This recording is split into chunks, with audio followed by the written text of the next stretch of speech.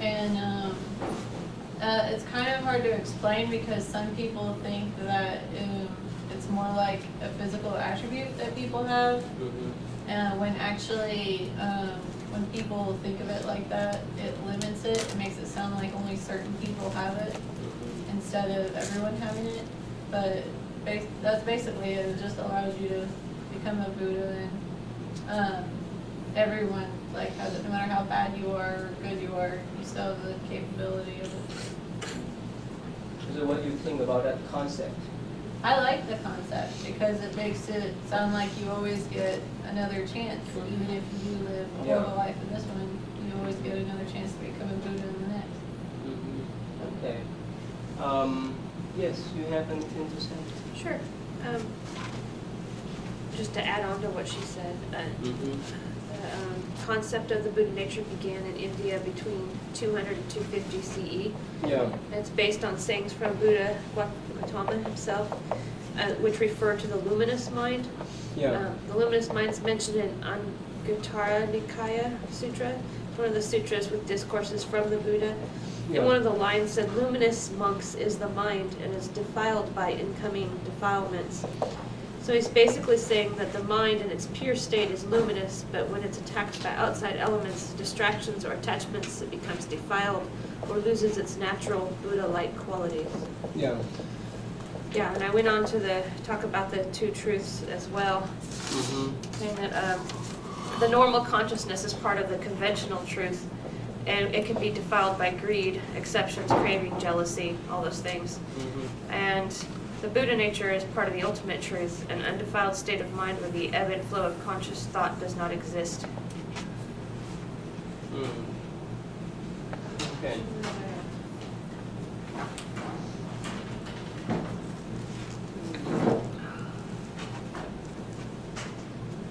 That's all you have? Okay. Put this right here.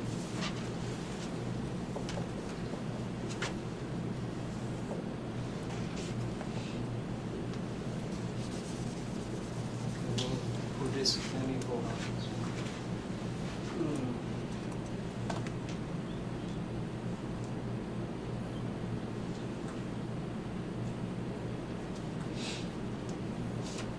Okay, before I move on this. Okay, anyway, here. So you understand briefly about the what you call Buddha nature, right? But in practical sense,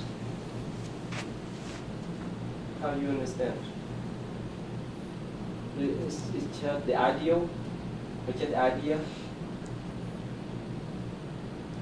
We're talking about between the two, conventional truth and yes, right. That's why I want to say this game zone. Remember I told you, investment game zone. We play with the game, Rise and fall. rise and fall, Yeah. like, dislike, winner and loser, right? Happy and sadness and so forth. That's the game zone, right? And what happens when we are in this game zone? What do you think? Up and down zone. What do you think? A lot of, well, we stay in the cycle for one thing. Yeah, cycle of what? Anxiety, stress, All of that, yeah. anxiety, and so forth, right? In this game zone, right? Yes. It's common sense. When you play with the games, you go with flow, right? If you're a winner, you so oversight. You don't remember people when they watch football, right? When their team, right, won the games, they're so excited. They were overjoyed, right? It was just like the Super Bowl. Yeah, Are you guys watching this? Yeah. All right, okay. Yeah. You see that? That's what I call game zone. Is that right? And in the game zone, we play with stress. We play with anxiety. We play with, we have stress, anxiety, we overjoy and so forth. That's your choice. That's our choice. And in the safe zone, here, ultimate zone, here, look at here. That's what we call Buddha nature. And let me show you here. That's, before I move on, let me Yeah, before I move on, let me see here. Yeah, before you read this one, we know, right? Let's say we define ourselves. We have this name, right? We have this status, we have this position, and so forth and so forth. Is that real? Is that real? Yeah. Maybe conventionally, right? Yeah, we are teacher, professor, student, and so forth and so forth. But that kind of name, that kind of identity, that kind of status can be changed movement by movement, right? From periods by periods, right? So, but have you ever asked who you are? I imagine so. I think everybody has always wondered, who am I? Yeah, and of course we don't talk much about the purpose, but this kind of identity, this type of stuff is just in the temporary or in the conventional ways of addressing each other, understand or recognize ourselves, right? Make sense? But in order to live the life according to Buddhist view, in order to live the life, a meaningful lives, we have to be mindful. Like you can ask question, how could you enrich your memories? Be mindful. Yeah. And here, please don't, let me see, I don't want to waste. That's what we call the all components of mindfulness. If we live with the mindful way, there's three items, the three components: awareness, present centeredness, and acceptance. That is what they call the definition of mindfulness. That's in the book of Mindfulness and Psychotherapies. I learned this book several years ago. It's very interesting. It's this very concrete definition of mindfulness. It's very concrete definition of what we call here Buddha nature. If you want to stay in the safe zone. Yes? Is there such thing as a balance between the two? Actually, this balance there. This is balance. This is that's what I call safe zone. Okay. So say for instance, like, I like to look at a basketball game, University of Louisville, and I get a lot of anxieties of what they've been playing lately. So you are in the gaming zone. yes, but that's part of life. Part of my life, and I enjoy it. That's no problem. No, this is nothing wrong with that. Nothing wrong with Pizza Hut. Nothing wrong with the games. Nothing wrong with the Super Bowl. Nothing wrong. The only thing is whether we can control ourselves or not. That's the point. You see that? I told you. I don't know where I told you the story that when I was at the airport, so they asked me whether they think that I came from the forest. Yeah. I do not use laptop. There's nothing wrong with laptop. Only thing how we use them. Whether we control the condition or let condition control us. That's the point. Make sense? Right? So that's the reason why I want to bring up this kind of what we call mindfulness here. And that when the Buddha achieved that level, that state of mind, he has full awareness. With full awareness, present centeredness, and acceptance. Now, let me give you an example, okay? Why sometimes we feel our life is empty. Empty is different from Buddhist emptiness, understand that? Right? Sometimes we feel our life is empty. Why? Because we're not here. We stay, that we think about the past. And the future, we're not here. Make sense? We get lost in the present moment. Right? We read something or something wrong, we will so regretful. Or we think about future. We make so many plans for future, but we forget this one here. And we're not aware while we're driving, we're texting, we're driving, we're eating. While we're driving, we're talking on the phone. Make sense? And we have the habit, right? Had habit of eating let's say dinner or lunch, while we eating, we talk. Is that right? And we're not mindful. That's why we could not taste the food that even we cook ourselves, or some of our members, our family members, our mother, grandmother, and so forth, whoever cook for us, we could not taste us food well. And we carry a conversation. And even like when we type, when we send emails to someone else, right? And what happened if while we type an email and we talk on the phone, sometimes we type wrong email. It's happened Yeah. because we get lost of the awareness of the present moment.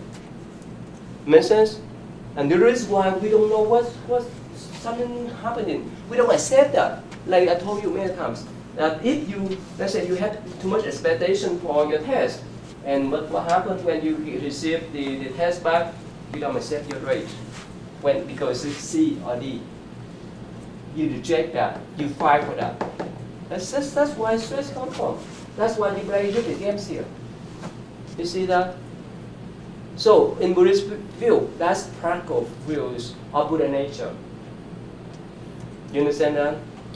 Practical views. So you stay in the safe zone here with your own mindfulness. Make sense now?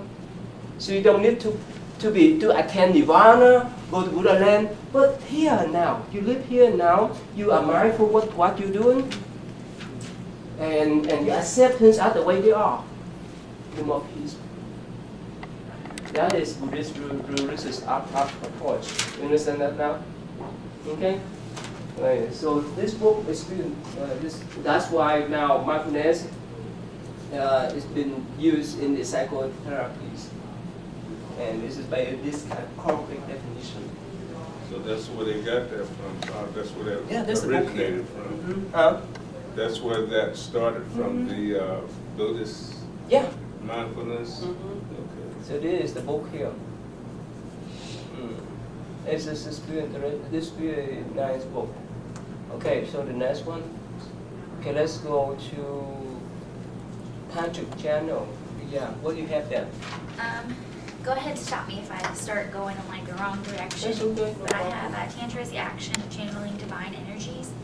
And Tantra teaches there's nothing more sacred than the temple of the body. There are 5 elements within the body: gas, air, water, fire, and earth. And there are 9 gates, upper and lower divisions, and the upper constitutes like the mouth, nose, and ears, and the lower are orifice below the waist. And these are openings where the spirit can enter and exit the body. Wow, that's much with your information. Okay. You want me to keep going? Yeah, please go ahead. There are 3 rivers. There's the great one, which is along the middle of the spine to the top of the head. And there's a right and left river as well. The right is solar energy that enters and flows through the body, and then the left is Luna energy. And when you reach the tantric state, the energy rises from the center and goes through the spine to the temple, and the right and left rivers are said to meet in the temple region, and it allows enlightenment. Okay. And then I have the 3 outer divisions of Tantra. I'm not sure what That's role. okay. You can explain too. They have Kriya Yoga, which is associated with rituals, and Charit Tantra, which places emphasis on obtaining liberation through meditation, and Yoga Tantra. It said it was the highest of the tantras. I'm not sure what it meant by highest, if it meant it was most important, or if it was the most physical. That one kind That's all? of confuses me. Yeah. So what do you learn from this information? That's real or legitimate theories? What do you think? I don't know. Okay. In some traditions, right, that view this body is sacred, right? Was that right? Yes. I think in Christian tradition or Catholic tradition, when we get married, that's a sacred action, right? Activities, right? In Tibetan traditions, this body is sacred too. It has so many channels and what they call the chakra. You guys know before? Chakra. Yeah. Chakra. Like the energy in each point of our body, along our spine, from the top, bottom up to the top. The crown energy, throat energy, heart energy, and so forth. If we know how to use this energy, we would develop the wisdom. That is one aspect of Buddhist practice, and like you mentioned, right here, especially, Tibetan tradition, they specialize in this tradition, not me. I don't know much. I get the information. They have what called the water, smell, fire, and so on. They have the channel of consciousness, the wind channel, and the dread drop channel, the wine drop channel, and so forth. There's a number of the channel here. So when they visualize, they visualize deities and so forth, they want to have that type of red channel or wind channel to circulate smoothly in their body. That's the way they can, in their view, attain enlightenment or develop the wisdom. That's the meaning. Make sense? So when you see the monk move the mudra, you know mudra? You know what's mean mudra? No, you don't understand the mudra? Oh.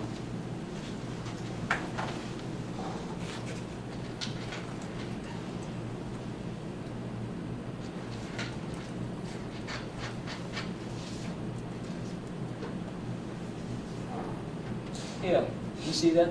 The mudra here? Right? You see that? That's called mudra. The hand, the movement of hand, of fingers, that's called mudra. So when you see especially the Tibetan monks, someone's come to the Tibetan center, right? When they recite the mantra and move when they use something of this kind of mudra, that's the way how they can move the channel around, like the wind channel, the red drop channel, and so forth.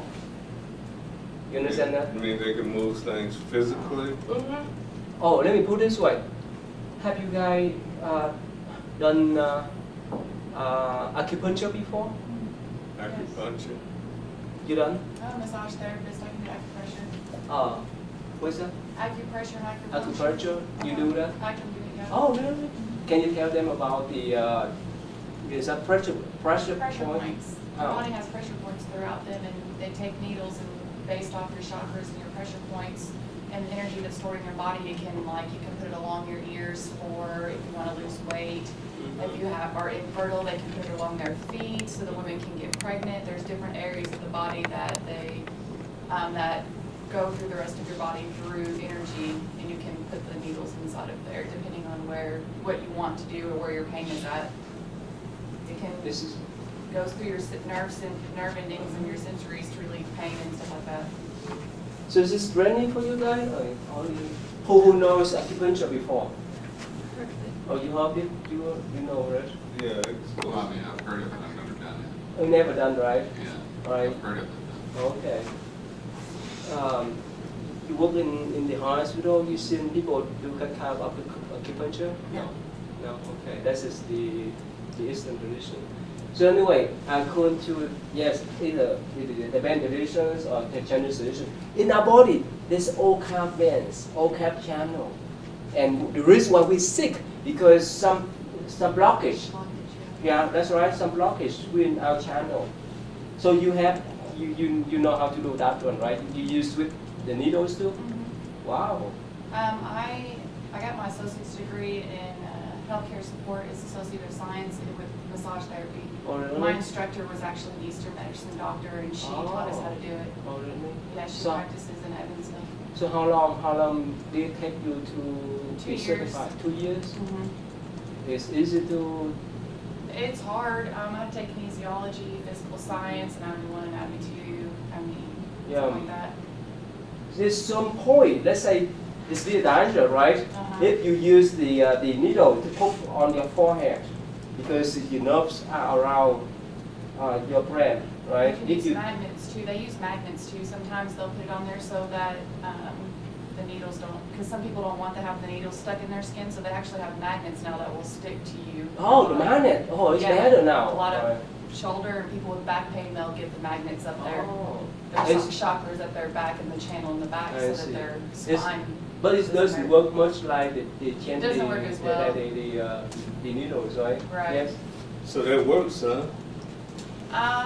That I think depends on the person. I mean, I know a lady who she has the magnets on her back all the time. She swears them down, they work. She swears them down. If she doesn't have the magnets, then she can't move around or whatever. So I think it just depends on the person. I did the weight loss on my husband, and he did lose 20 pounds. But I mean, if you tell somebody they're going to lose weight, they might lose weight too. I mean, okay, so, but the needles do work, I mean, what you do. Yes. I'm not talking about the magnets, but the needles, that actually works? I think it depends on the person. Yeah, this is for 1,000 years. They in Chinese tradition, they would call the Chinese. There's actually alternative medicine doctors that are, they're doctors just like Western doctors are called Eastern doctors. Like the lady that taught us was an Eastern doctor. She studied overseas and she's an Eastern medicine doctor, just like a Western medicine, except for she doesn't prescribe medication. Instead, she prescribes like, like herbs to take and things to not eat and things to eat to cure, because you can eat certain things and cure a ear infection just like you can take an antibiotic and cure a ear infection, or you can have work done on your body like the acupressure or the massage therapies and things like that to have yourself to get cured too. So it does work. I mean, there's a science behind it. Yeah. Thank- And what is there? Let me see. What do you call it? Pressure point. Uh-huh. They have charts, like we have a Yes. chart that we learned off of. Here, you see that? Pressure. Yeah, pressure point. Yeah, we had to learn like all the nerves. You had to learn all the nerves and Yes, everything in the body so that you don't. Yeah, because if you poke the needles in the wrong place, it Yes. may kill people. Wow. Yeah.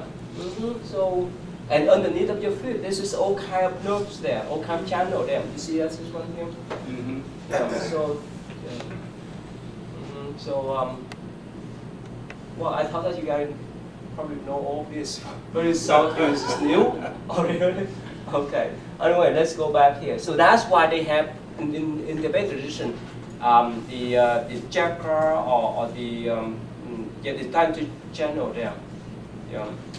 And again, in the Eastern traditions, the reason why we're sick because there's some blockage within the channel that could not flow smoothly. It's common sense, right? Let's say, someone who has heart attack, right? What happened? Yeah, blood pressure vessel is blocked, right? So the reason why the blood could not go up to the brain, and then they have the heart attack, right? So anyway, so go back here. We have yes, I mean when we have syncope. What do you have there? It's a Shinhong Buddhist is a Buddhist doctrine and teachings that came during the Heian period, which was 794 to 1185. Yes, BC.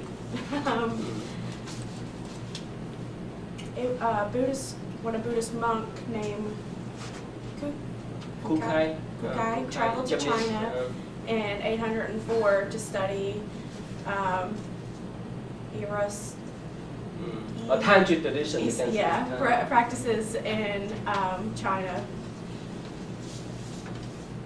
He was a very famous student, or he was a very favorite student of the legendary Amugara something, and learned to and returned to Japan as his lineage and Dharma successor.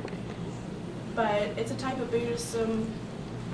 Is one of the mainstream major schools of Japanese Buddhism, and one of the few surviving Erosic Buddhism. Tantric tradition. Yes. This is a little different from Tibetan, but there's some similar elements there.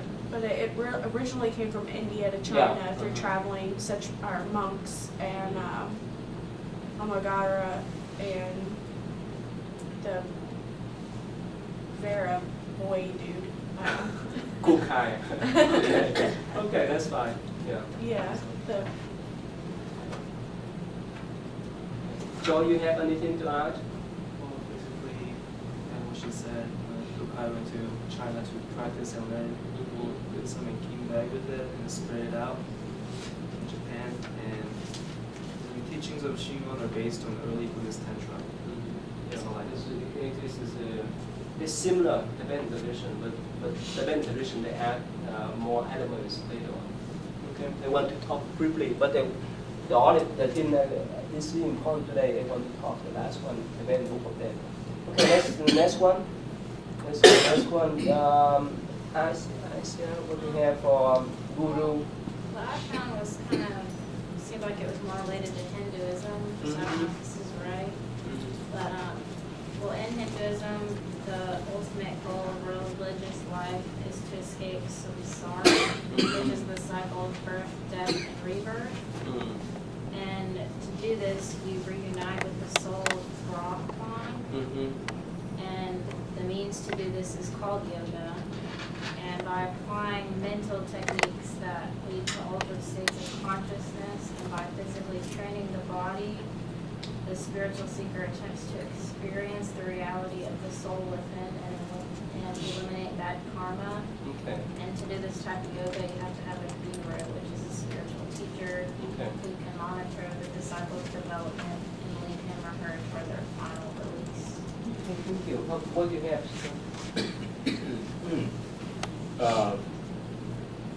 Guru yoga.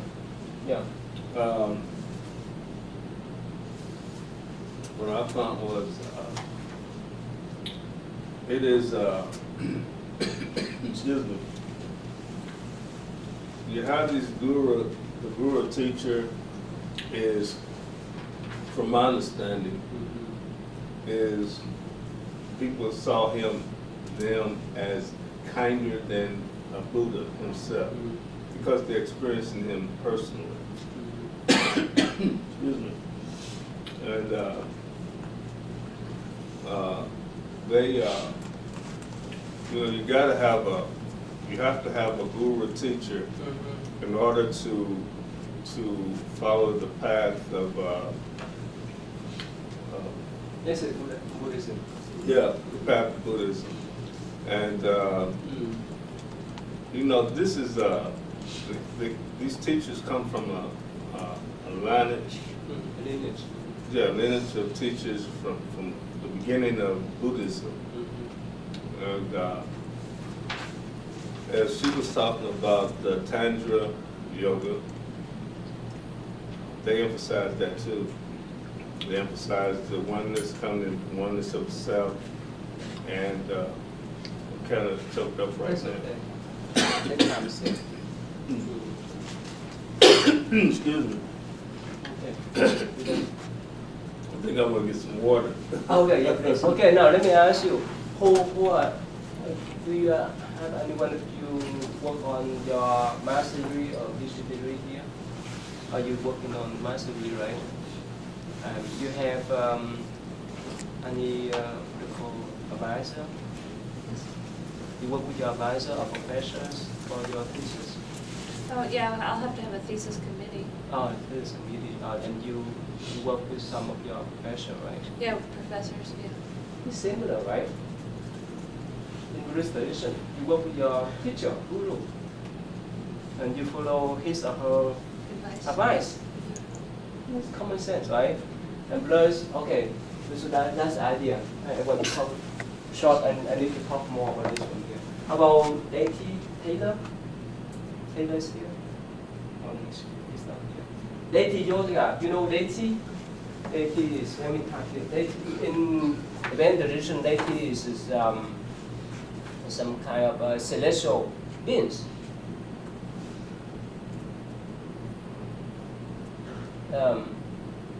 There's all kinds of celestial beings. They have green tiger, or some kind of let me put it this way. Compassionate celestial beings, or some fearful. Look at it like this one: fearful tiger. It's a fearful tiger here, and there's this Buddhist element. Let me move down.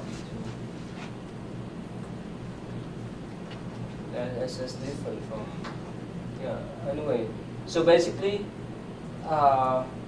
according to the latest, because it's the latest developments of Mahayana Buddhist traditions, so it assimilates with Hindu traditions. The reason why it assimilates some of Hindu deities. Let me put this way for you to understand.